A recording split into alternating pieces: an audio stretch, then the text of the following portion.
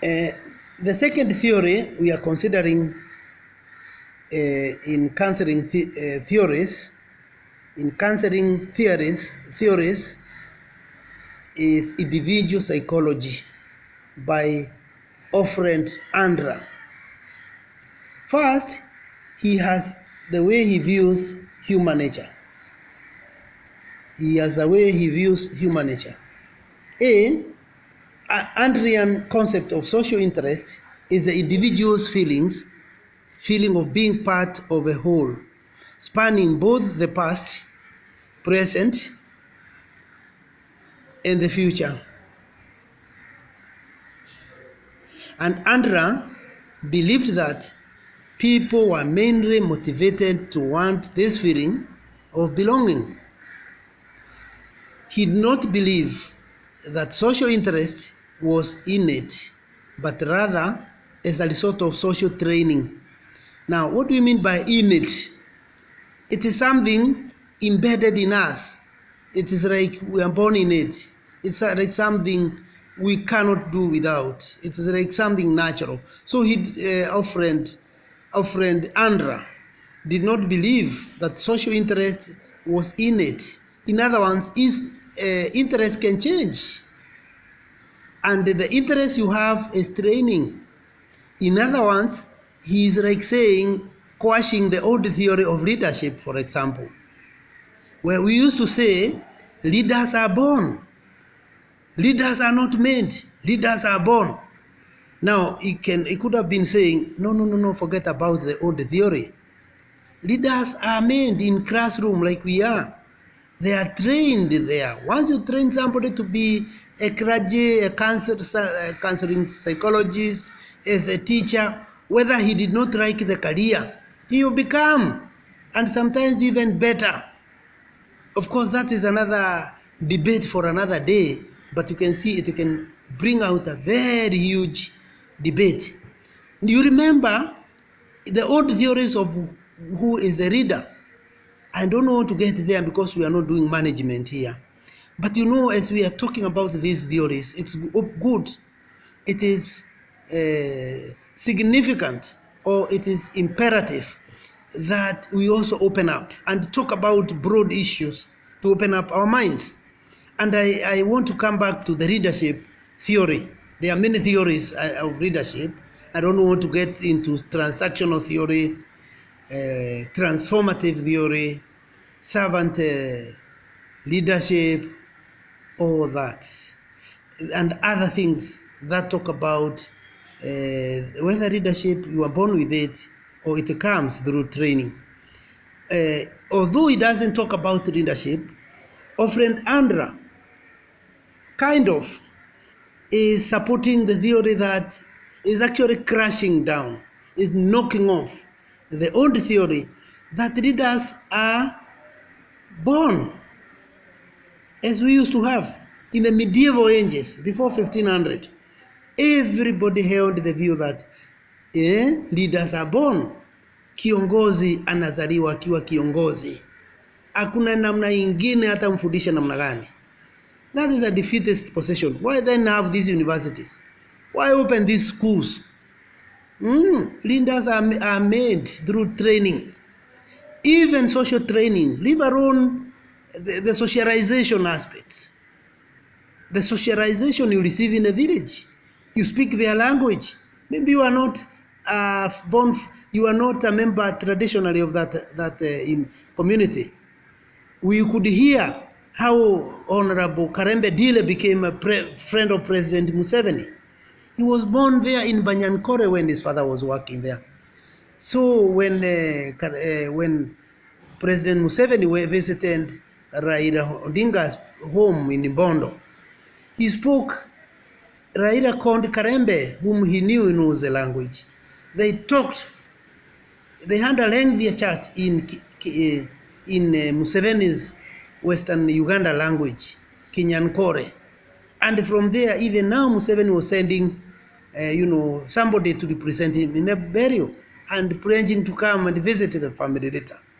Because of language.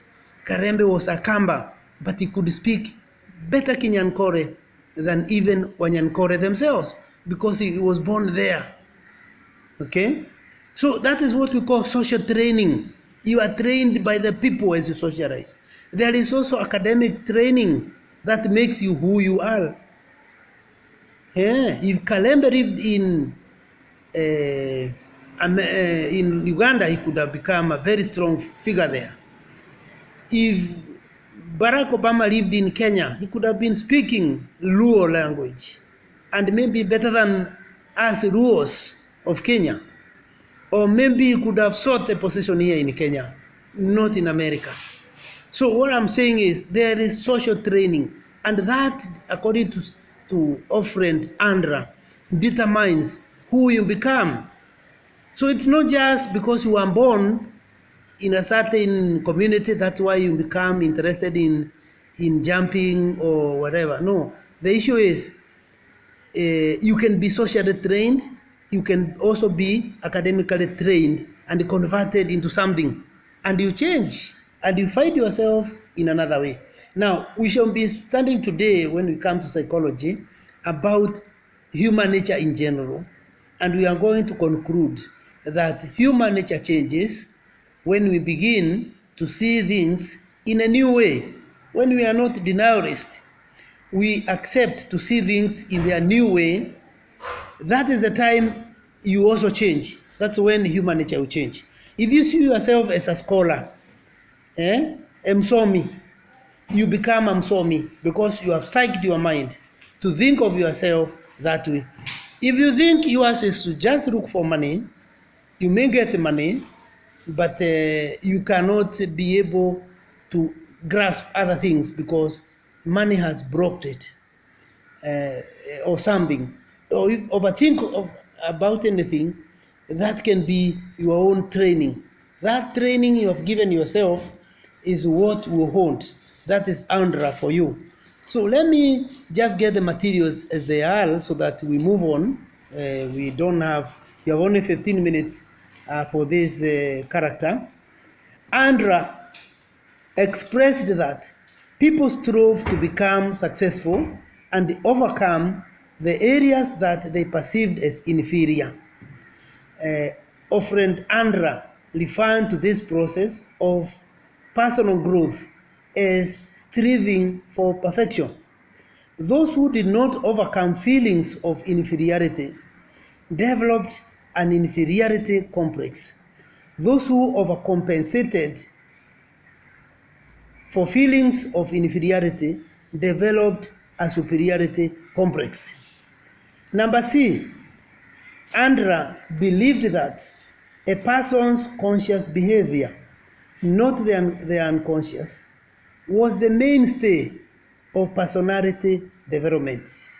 So he also went on to tell us something I also would want to believe, that a person's conscious behavior, that which you choose to go to school, choose to not to go to school, choose to go to work, that is conscious behavior, is actually what builds your personality.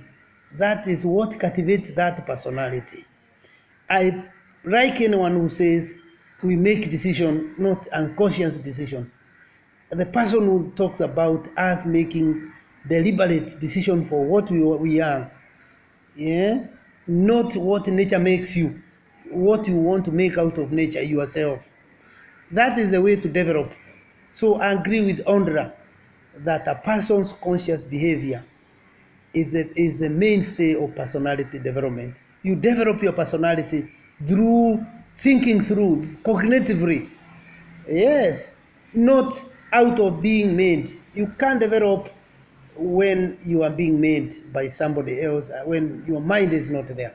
You have to be cognitively there, or intellectually there, emotionally and consciously there.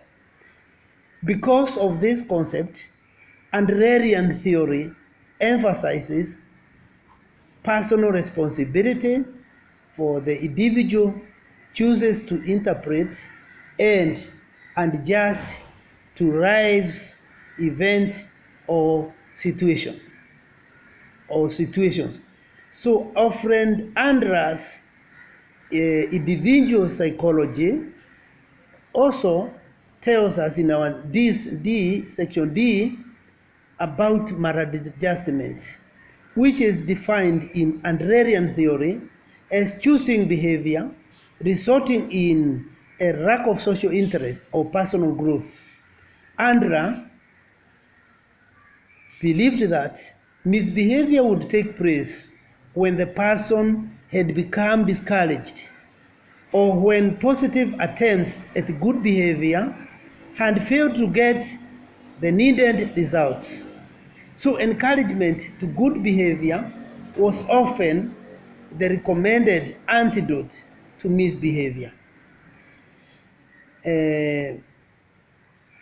So he talked about maladjustment, coming back to it, where you choose the behavior, and when you don't choose, that is when problem comes, when you don't choose. And that is when you can expect even misbehavior, when you are not conscious of what you are doing, when you don't take your mind there.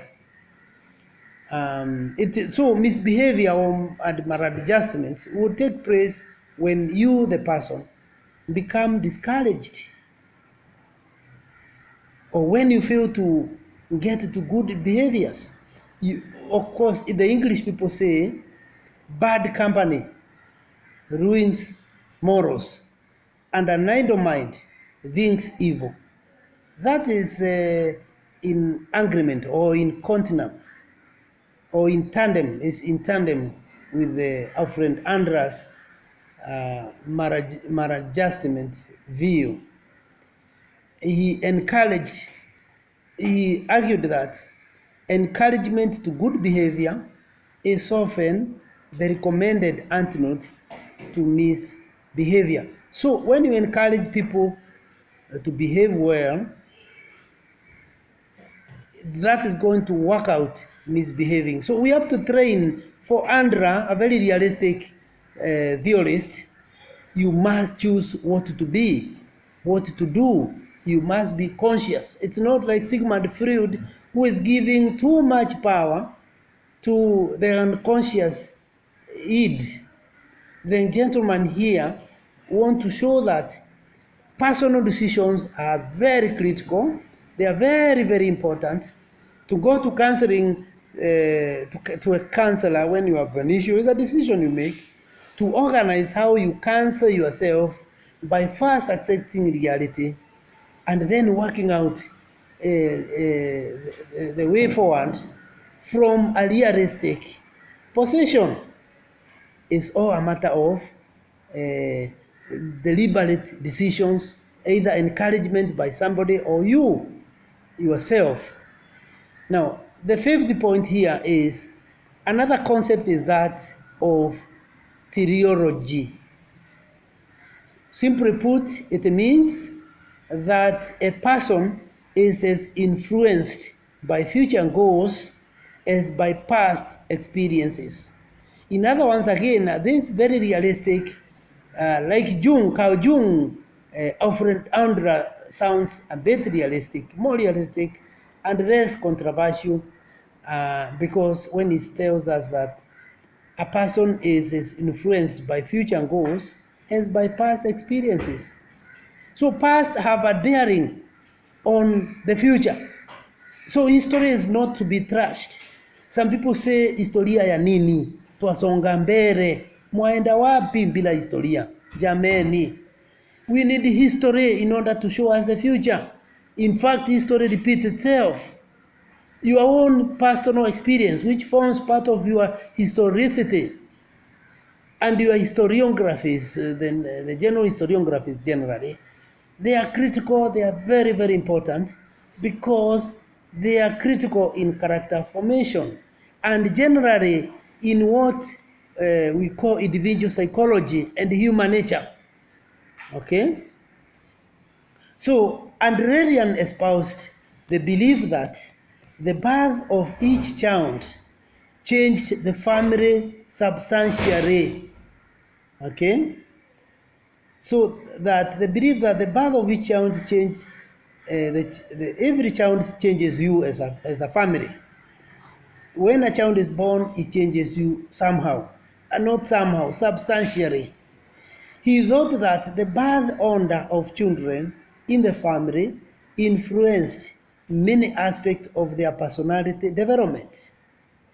Briefly, characteristics of these birth positions are oldest children are usually high achievers.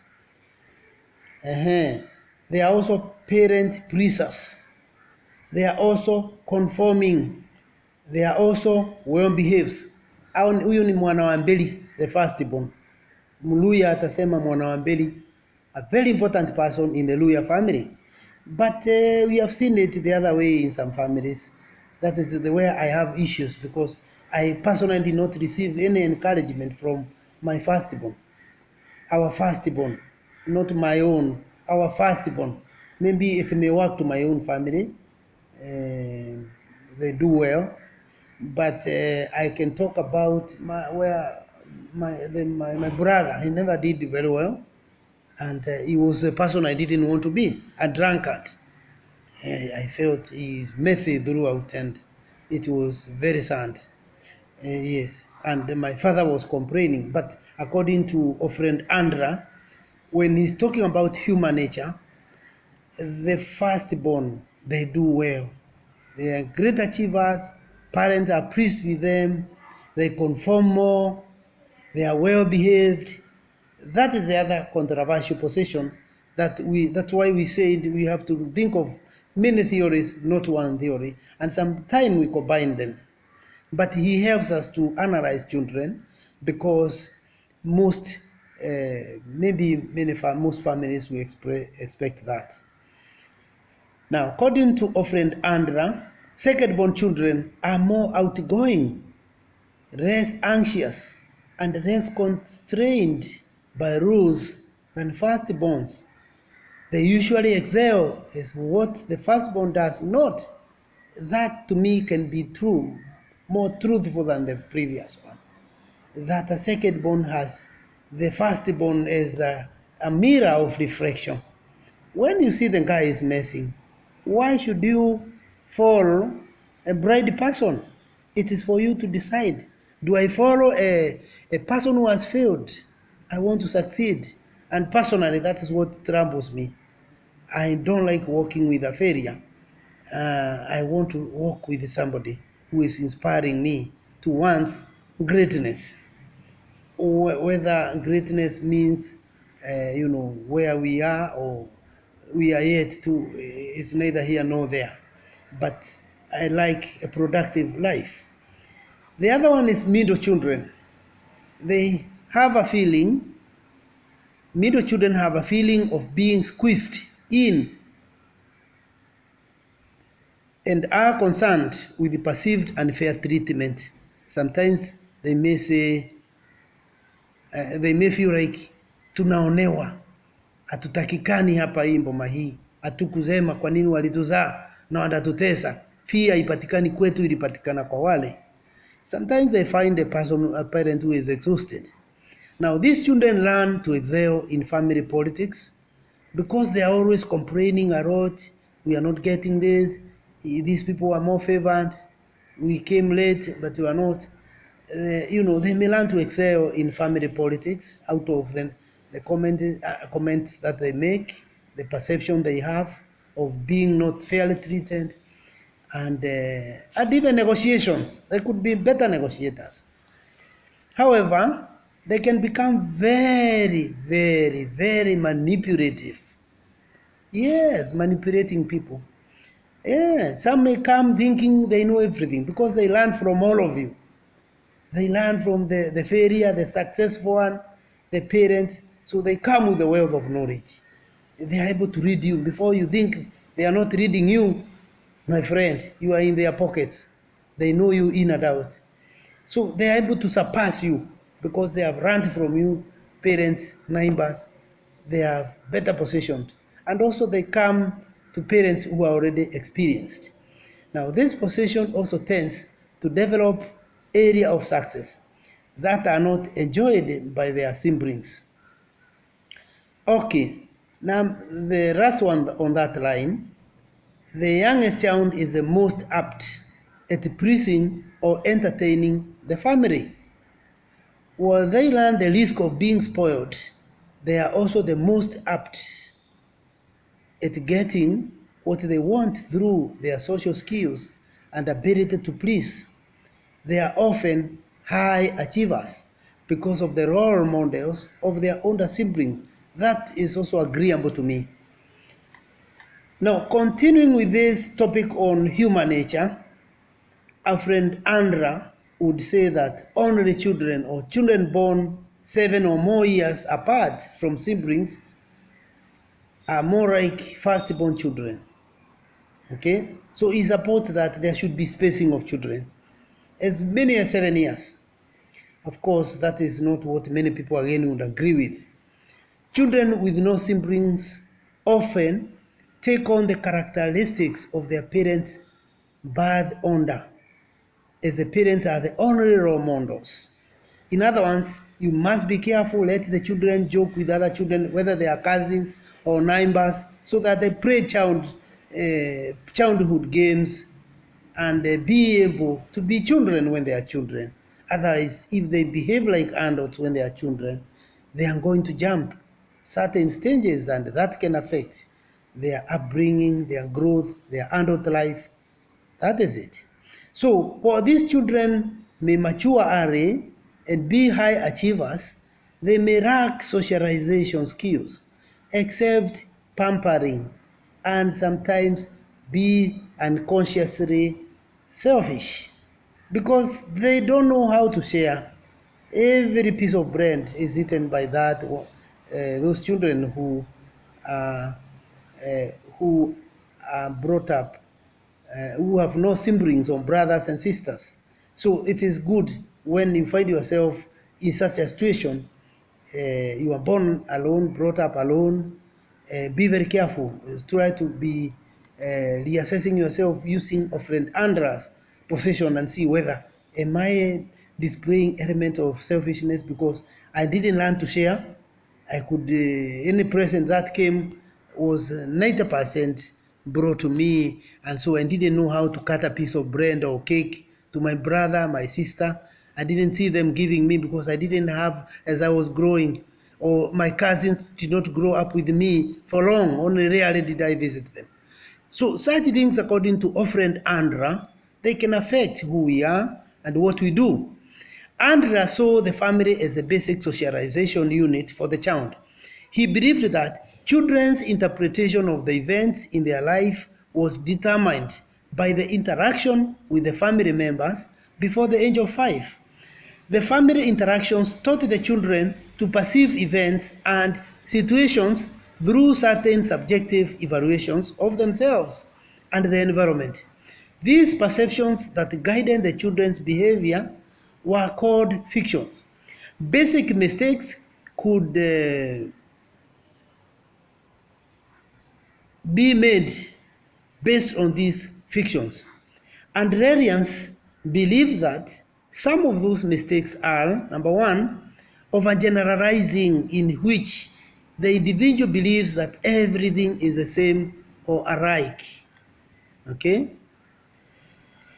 So we have back to family as a basic place for socializing. Actually, we also always say the best place for education is a family. So I personally have no problem with this. Number two, false or impossible goals of security, which leads the individual to try to please everyone in seeking security and avoiding danger. Number three, another mistake, the third mistake is misperceptions of life and life's demands, which leads the individual to expect more accommodation than is reasonable and to interpret their future to get accommodation as never getting any breaks. The fourth mistake is minimization of or denial of one's worth results in the individual believing that they cannot be successful in life. So you can start minimizing or denials of one's worth which may result in the individual believing that they cannot be successful. Yes, some parents tend to minimize. Martin Luther King used to talk about people who minimize the maximum and maximize the minimum. That is the people who operate in the opposite. Sometimes you may make your child feel unable. A child is in Form 1. You can't give this fare to this child to take him to the other to school and back, to and fro.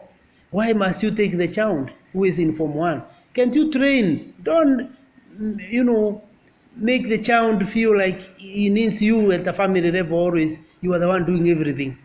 Or friend Andrea would tell you that is minimization. Making the child feel inadequate. Send the person to buy sugar. Send the child to the supermarket. Let the child know how to spend money very early. Don't clear everything. You are not given in the supermarket. You are not, sometimes you do everything. You do what Dr. Agibedi used to call baby for eye.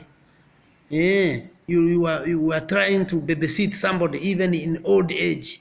Yes, and the person, the adult young man or woman becomes the crying baby at home, complaining over this or the other. Even when he is working, he's still coming or she's coming back to you to look for money. You, the parent, he doesn't believe his money is enough because you have messed that person. So that is our friend Andra, the psychologist, and he's also giving us a theory so that when you are even counseling somebody with this background, we can understand the human nature. The fifth one, let me say it quickly. Time is over.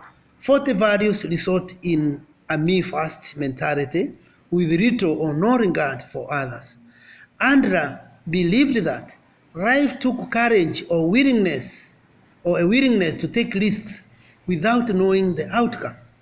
Andra believed that a person with a heavy lifestyle contributing to society had meaningful work and had intimate relationships.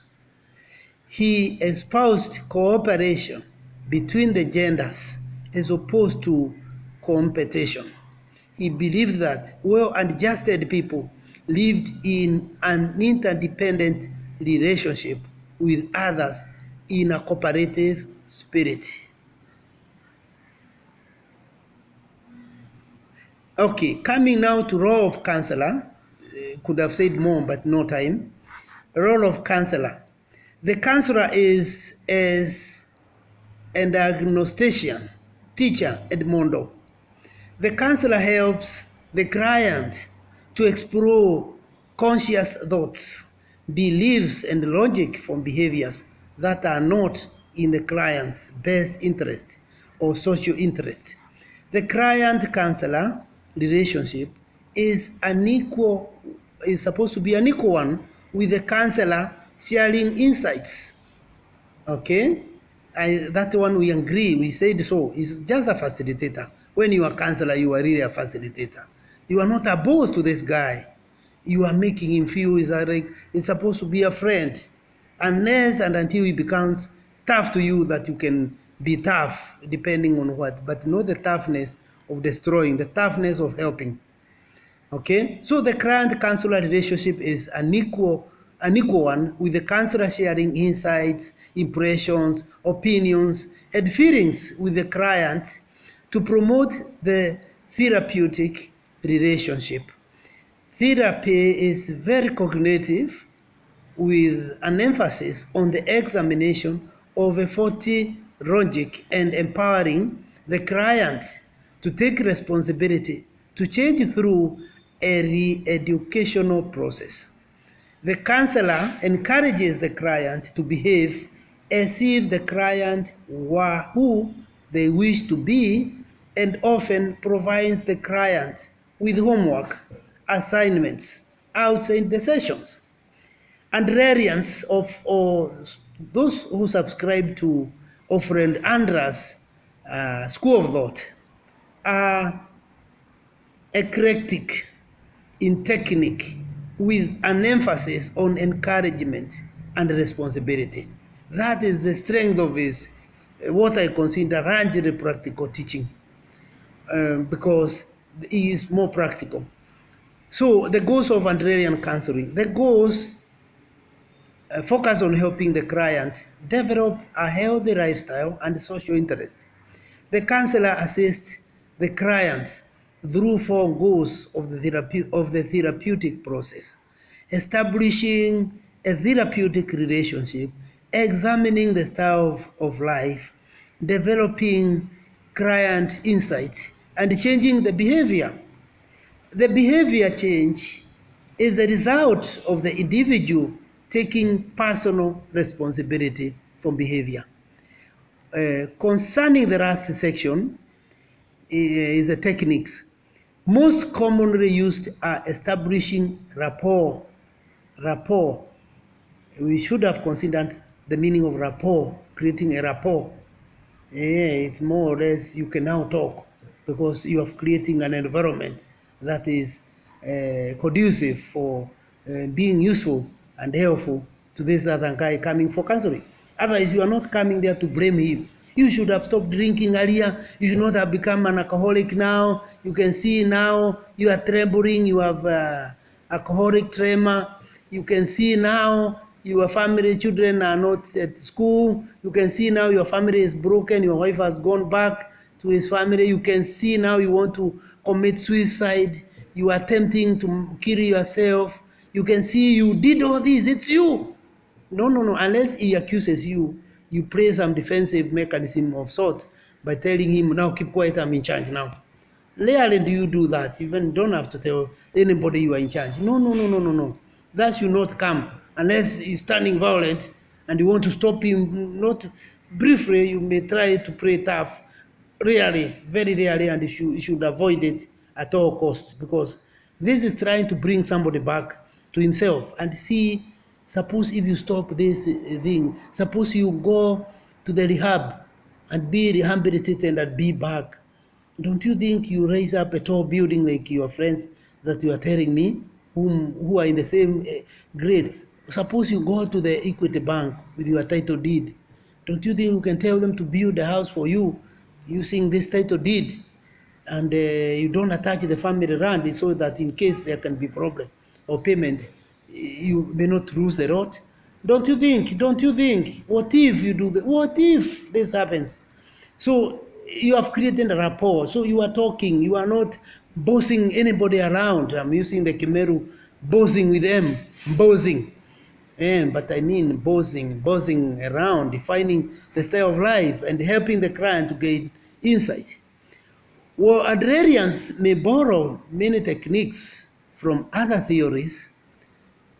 Specific theories used to encourage change include these 5, 6, 7, 8. These 8 techniques. Let me just try to read them and then mention them, and then we move on elsewhere.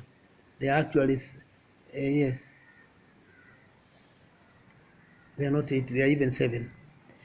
That is confrontation, that which consists of challenging the client's private logic and behavior. I said confrontation should come as an accident, not that, or if it is confrontation, it should not be the real physical confrontation, but trying to confronting by somebody with the facts like, what if you sell this cow? That is also confrontation, but not the very tough confrontation. Unless the person gets wild on you, and plays some displacement, and now displaces it, trembles to you. You are the one you are the one who took my husband. You are the one who took my wife. He comes here for you counseling, and you are friends. The person now thinks this counselor is actually the enemy, and that is displacement, because the person is the troubled person. Of course, that time you may find yourself now confronting the person. Query does your wife live here? Does your husband live in this house? Don't you think this is my office? First, don't talk much. You look at him. Don't tell him a lot. Beyond putting something to a block so that he doesn't advance on you. And then you watch what he's about to do next. so that you proceed as if he goes down, you also go down. Then you start talking. He comes back to himself. The other one is asking the question. Asking the question consists of asking the client how their life would be different if they were well. How will life be if you are not in this habit? Now, the question often asked to parents is, what would be the problem if this child were not the problem? They have the answers. And if they don't have, ask another one that is related to that. They will solve their problems. You remember, you don't create their problems. They come to you because they have already messed their places. If they had done their own, cancelled themselves, they would have made it. Anyway, we are dealing with Alfred Adler's theory in counseling psychology. The other one is encouragement. It consists of the counselor supporting the client by stating the belief in the client's ability to take responsibility and change behavior. The other one is acting as if, which consists of instructing the client to behave as if there were no problem or as the person that the client would like to be. Suppose you live this way. Suppose you don't carry the bitterness and grudges. What would happen? Now, the other one is spitting in the client's soup, which means that the counselor points out the purpose of the client's behavior. Okay? Afterward, the client may continue the behavior, but cannot do so without being aware of their motivation for engaging in the behavior. Okay? So we can repeat it. Spitting in the client's soup is a metaphorical language, that one, which means that the counselor points out the purpose of the client's behavior. There are times when you pray dog counseling, you actually confront by making this person see the reality, particularly in extreme cases. But that should not be there. Spitting the client's soup, hiyo ni kuwa mkali kweli. But that should not happen. It should be the layer thing, because sometimes you may feel intimidated and go with bitterness. Our place, the other time I trying to translate Mokongogo tree versus Gekwa tree, they are good friends, and somebody laughed so much. I tried. Even now I can try to say what our people say, that in this spitting in the client soup, where you point out the purpose of the current behavior. I wanted to use my language to describe this, but let me not do so. I may fail again to translate. Translation is a bit complicated. Nisichekelewe sana. Let not anybody laugh at me so much. But it's okay. I'm sure I'm creating some rumor. Is it rumor or humor? Humor there. So it's nothing. No problem. So afterward, the client may continue the behavior, but cannot do so without being aware of their motivation for engaging in the behavior. We talked about at one stage about dog counseling, cat counseling. Those comes when the fellow is so slippery, the cat counseling, and you may want to confront this person to come out. And now he's still denialist. He's a denial. He's denying the reality, and you know it will not be solved unless this person is honest to you and respects you, takes you seriously. Of course, there are those people who take you cheaply. You may be too good to somebody, and somebody takes you rightly all the years. You just know, and sometimes the same person may come to tell you, the thing I was criticizing about you, okay, he may not say it directly, I want to help me with it. So he was criticizing it, but he has come back to you wanting to be assessed, and you know through your sources that he was criticizing it. So sometimes you may spit in a client soup and remind him, didn't I hear you criticizing the same way I do things? You mean you have now defected to my school of thought? You may make it like a rafter line, and then wait for him to come back. You, in so doing, you are spitted in the client soup. You have prayed a bit of dog counseling, confrontational a bit, in order to make this other person come out clearly. When you find the person is denying again, you know the man has not healed, the woman has not healed. This person is still not the person you want. The other one is catching oneself. Catching oneself. It consists of helping the client learn to bring destructive behavior into awareness and stop it. That is helping the client learn to bring destructive behavior into awareness and stop it. Sometimes catching oneself is done to a denialist client. So you are only trying to make this guy appreciate certain realities that they are there in his life. Of course, if it gets the reality, everything is solved. He doesn't need a counselor. He doesn't spend money with you because he's going to pay. If I start an office, I give you my counseling sessions, you pay. So because you pay, you not spend that money paying me if for sure you have understood your weakness. You cannot keep a weakness. You only keep a weakness, or you catch yourself when you discover your weakness. And that is the starting of the healing session. The last one in Alfred Adler's theory of counseling psychology. It is task setting. It consists of helping the client set short-term goals, leading toward the attainment of a long-term goals. So that is the end. And unless somebody has a question, we have only 40 minutes to end the lessons for today. So I'll stop there. Thank you very much.